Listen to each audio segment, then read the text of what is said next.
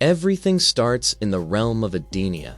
King Jade is standing beside his daughter Katana, and in a quiet moment loaded with meaning, he hands her a necklace. He tells her it is a gift from Lord Raiden, and that if things ever go bad, all she has to do is call, and Raiden will come.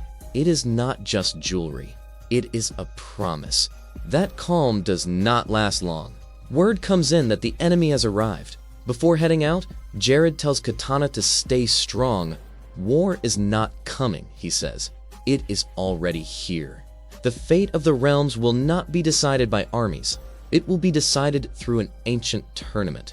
If one realm scores 10 straight wins, it earns the right to rule the other. This is Adenia's last chance. All of their greatest warriors are already gone. Only one is left to fight, and that is Jade himself, the king, going up against the most feared fighter Outworld has ever produced. His name is Shao Kahn. Both men walk out to the battlefield, and the tension is already heavy.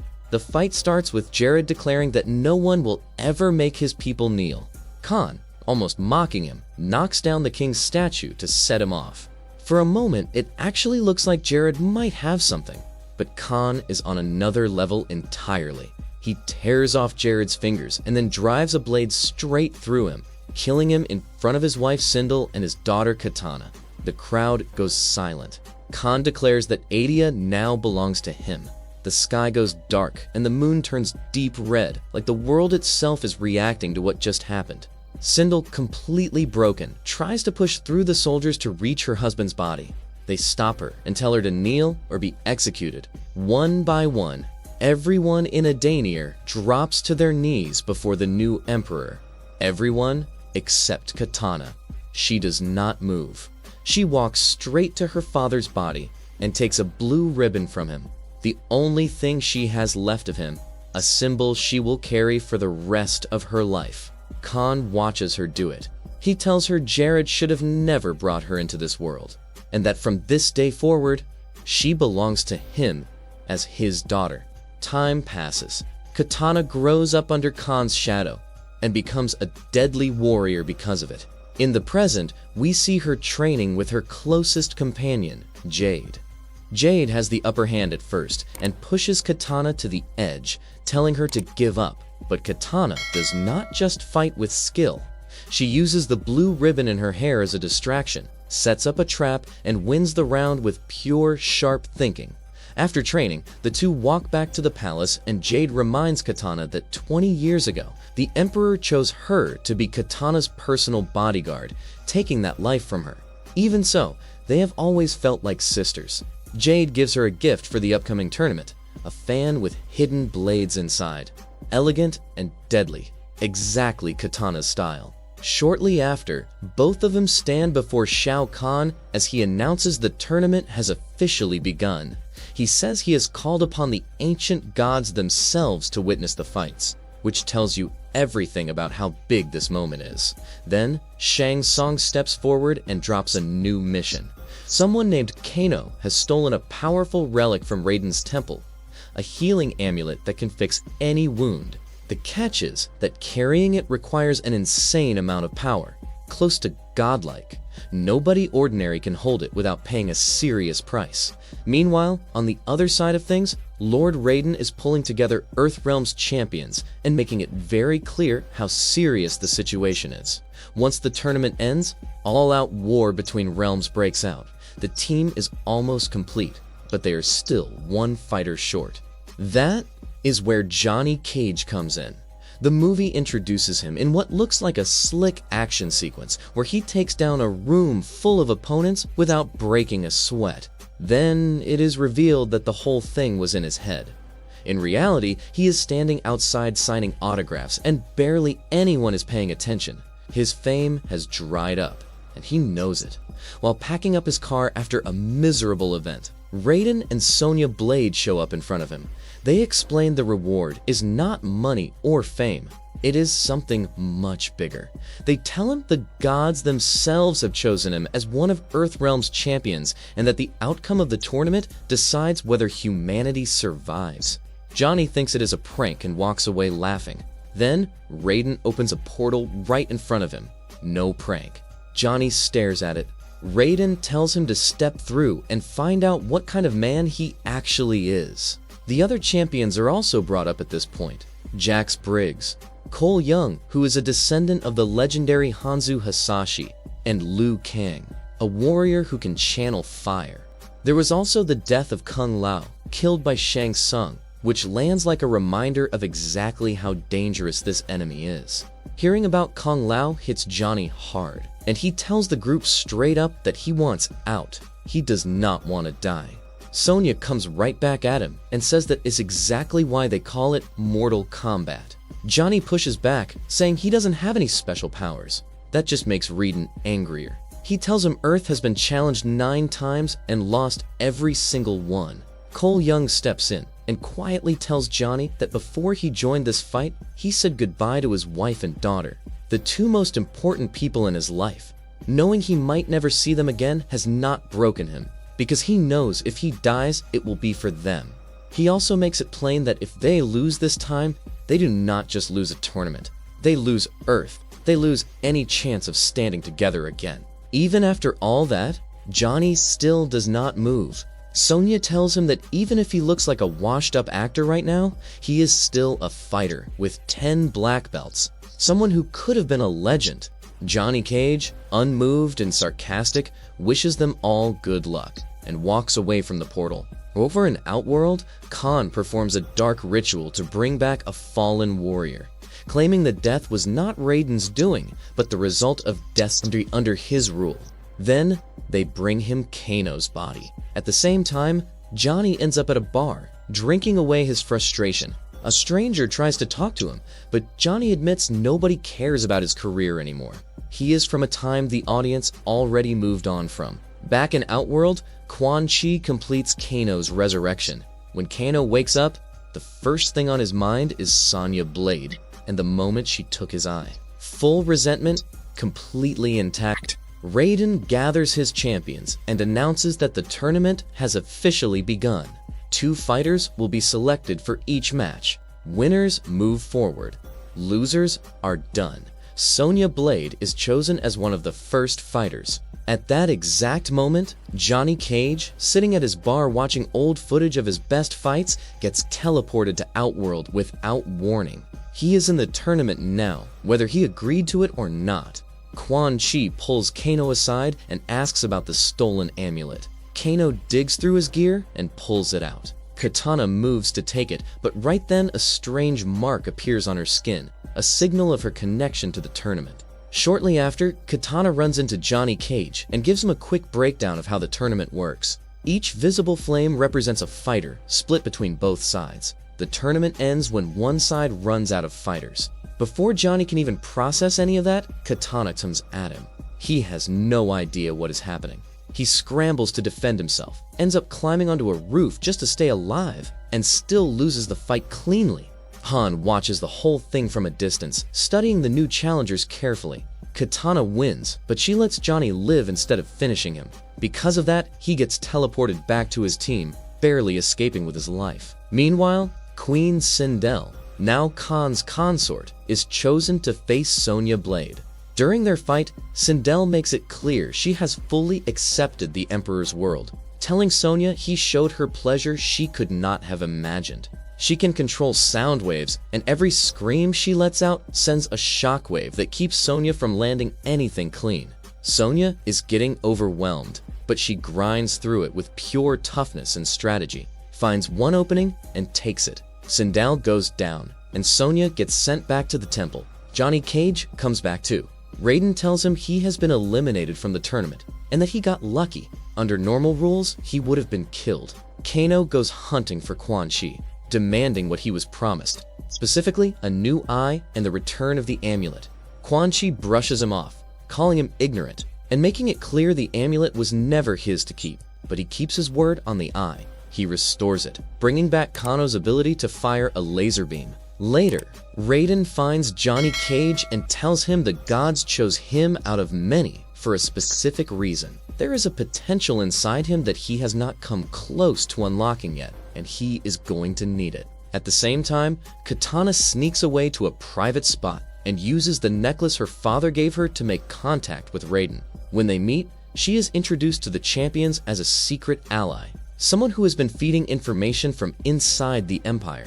She apologizes to Johnny for going at him so hard, explaining she had to make it look completely real because the Emperor was watching. She also tells them something that changes the whole picture. Khan already has the amulet. If he figures out how to use it properly, he becomes nearly impossible to stop. She also brings up Jade. Jade is still inside the tournament, and Katana wants to protect her. She makes one request. If it comes down to a fight between any of them and Jade, not kill her. What Katana does not know is that Jade has already completely pledged herself to Khan as his personal weapon, and she has already figured out that Katana has been playing both sides. The tournament keeps moving. Then Kung Lao shows up, brought back from death by the Emperor and turned into a weapon under his control. He comes in swinging, throwing a deadly strike at Raiden with his bladed hat and kicking off an immediate clash. While that is happening, Quan Chi's sorcerer stares at the amulet and thinks about what it could give him. Quan Chi takes it straight out of his hands and shuts it down. He explains that the amulet needs to bond with a mortal soul to work, and that the artifact's fate is not this man's decision to make. Shortly after, something is implanted into the Emperor's chest, an object designed to channel Raiden's power directly. Katana watches from a distance and understands that the balance between realms is about to snap. Shao Kahn takes on Cole Young, while Jax Briggs faces off against Jade.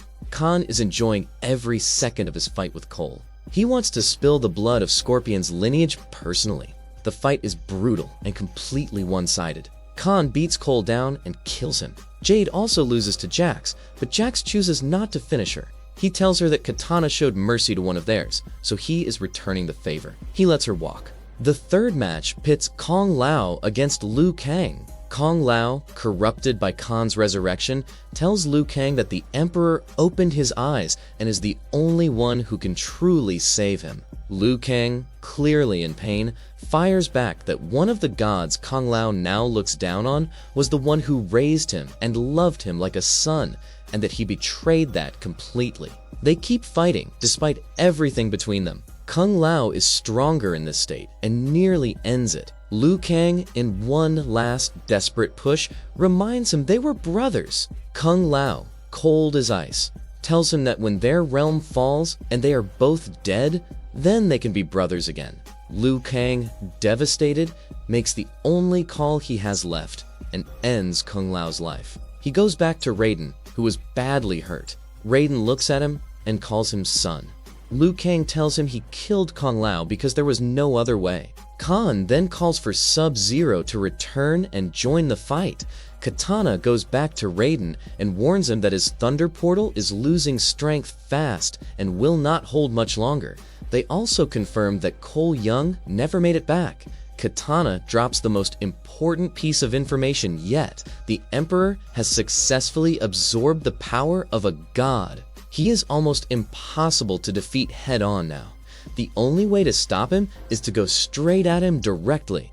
She explains the palace is locked down tight and any portal attempt will be detected instantly. But there is another way in. An old tunnel running beneath the castle, a forgotten service route used by the Terratons long ago that nobody guards anymore. Things get worse immediately after. When Katana returns to Outworld, Jade has already exposed her. The Emperor's forces capture her. Back on Earthrealm's side, the champions look for backup among the Terratons and meet their leader, Baraka. Liu Kang tries to convince him by pointing out how badly his people have suffered under Khan's rule, treated like animals, without dignity. Baraka does not care. The Emperor has an unstoppable army, and unless these people can offer something better than a speech, they are wasting his time. Liu Kang offers to fight him for it. Baraka turns him down flat. Then Johnny Cage steps up and starts getting under his skin on purpose. He calls Baraka out, tells him he is not as scary as he wants everyone to think, calls him a coward straight to his face, and says that one day he will have to explain to his own bloodline that he had the chance to stand against Earth's greatest champion and did not have the guts to take it. That lands exactly where Johnny aimed it. Baraka's pride takes over, and he accepts. But he does not pick Liu Kang. He picks Johnny Cage because the idea of beating someone that arrogant and then eating him sounds far more satisfying. Johnny, visibly shaken, tells his team quietly that he really does not want to do this. He does it anyway. Baraka completely dominates the first part of the fight and embarrasses Johnny in front of everyone. His teammates shout at him and tell him to stop acting like a scared man and start acting like the fighter he actually is. If he's an actor, then act. Believe it. Something in that clicks for Johnny. He thinks back to when he was in his prime, when he stepped into every fight knowing he would walk out the winner. That mindset comes flooding back. He starts fighting like that man and goes toe-to-toe with Baraka for real. In the end, Johnny Cage wins. Baraka, rather than holding a grudge, shows genuine respect. He says it was one of the best fights of his life and asks Johnny to come back and share his skills someday. As a sign of that respect, Baraka personally leads the team to the edge of Towerton territory. As far as his people are allowed to go, they part ways there. Johnny tells him he will come back one day to finish training, leaving the door open between them. Back in Outworld, Khan meets with Katana and pulls a calculated move of cruelty. He tells her he had her mother brought back, then hints that Sindel could just as easily have another accident, and that bringing her back a second time would not be possible if her skull were destroyed. Katana keeps her face steady and tells him she went to Earthrealm looking for Raiden, but did not find him or his champions. She says she is on her own now. Khan does not buy it. As punishment for her betrayal, he orders her chained in the plaza as a public warning to everyone watching. Then he thanks Jade, telling her he was the one who saved her as a child and that trusting her was always the right call. Liu Kang splits from the group to scout ahead and find the amulet. He runs straight into Khan. The Emperor mocks him. Liu Kang declares himself the last son of the dragon and unleashes everything he has. It is not enough. In the middle of the fight, Liu Kang spots the amulet. Jax Briggs shows up to help him grab it. The rest of the team arrives right behind him, but Khan is too dominant. In a brutal moment, the Emperor kills Jax right in front of Sonya, who can only stand there and watch. At the same time, Kano faces Johnny Cage and tries to play both sides, claiming he could actually help them. He uses his laser eye to take down enemies around him while trying to negotiate his way through. Meanwhile, Jade visits the chained Katana in the plaza. She tells her she warned her not to go down this path, but says there is still time. She tells her to beg the Emperor for forgiveness because nobody can stop him now. Katana looks at her and says she is better than that. She does not have to kneel. Jade turns and walks away without a word. Later, Kano finds Johnny again and tells him he is switching sides. He says Outworld and Adenia are dark, lifeless places where nothing good exists. No drinking, no music, no actual joy. He also tells them something critical. The Emperor has moved the amulet to the Nether realm, a world of fire, pain, and endless suffering. If they can destroy the amulet there, they strip the Emperor of his absorbed power and restore the balance. Raiden tells them he cannot guarantee he can bring them back. Going into the Nether realm could mean staying there forever. Johnny hears all of that and says it is worth the shot. He says his goodbyes and takes the mission. Raiden adds they will need a guide if they want any chance of surviving down there. When they arrive in the Nether realm, they find Scorpion.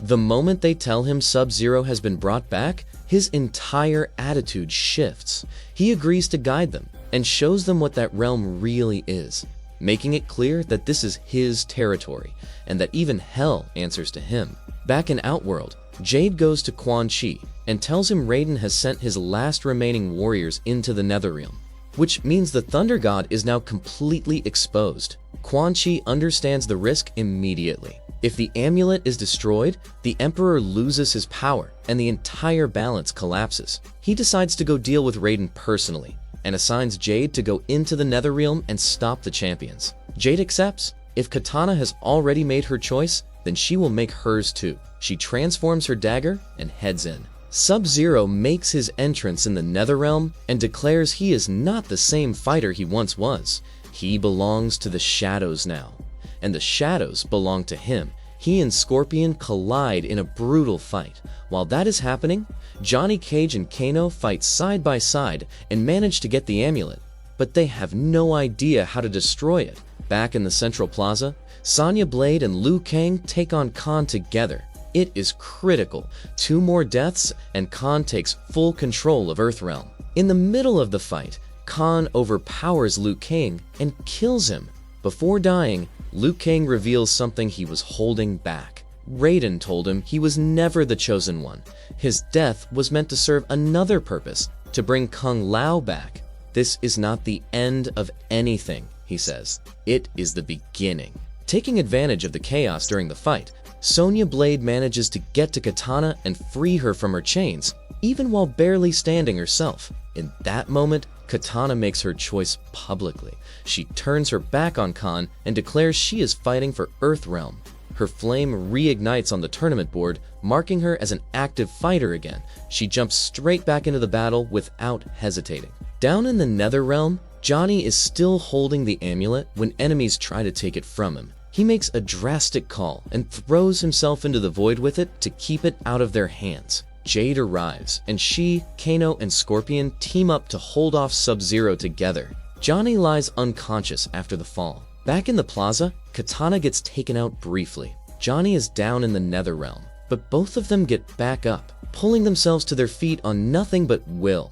Johnny remembers what Raiden told him about finding the power inside him that the gods saw. It helps him pull himself together and think clearly. In one last attempt to manipulate her, Khan offers Katana forgiveness. She stands completely firm and turns him down. She tells him only one of them is walking away alive today. At that exact moment, Johnny Cage destroys the amulet. The effect is instant. Raiden gets his full power back just as Quan Chi is about to finish him. Khan, for the first time, loses the absorbed power that was keeping him untouchable. He is vulnerable. Katana does not hesitate for a single second. She goes all in for her father. While Raiden deals with the sorcerer, Khan grabs Katana by the throat and tells her she is weak, just like Jade. Those words do the opposite of what he intended. She thinks back to her last moments with her father. The necklace, the ribbon, promise. With everything she has, she fights back, takes control, rips the mask off the Emperor's face, revealing the mortal underneath it to everyone watching, and takes his head. Shao Kahn's reign is over. With the tyrant gone, everyone around her drops to their knees. Katana refuses it. She tells them the people of Adenia are proud, and they bow to no one. Even so, she is crowned as the new queen, and the honor of her realm is restored. Sometime later, Johnny Cage is sitting with a group of young Tarosians, telling them what he has figured out about what it actually means to be a hero. He says a real hero is someone who, even in the deepest darkness, can still see a small light and chooses to fight toward it. And with that, friends, this story comes to an end. Tell us in comment how you like the explanation. And don't forget to like the video and subscribe to Real Dreams Recaps.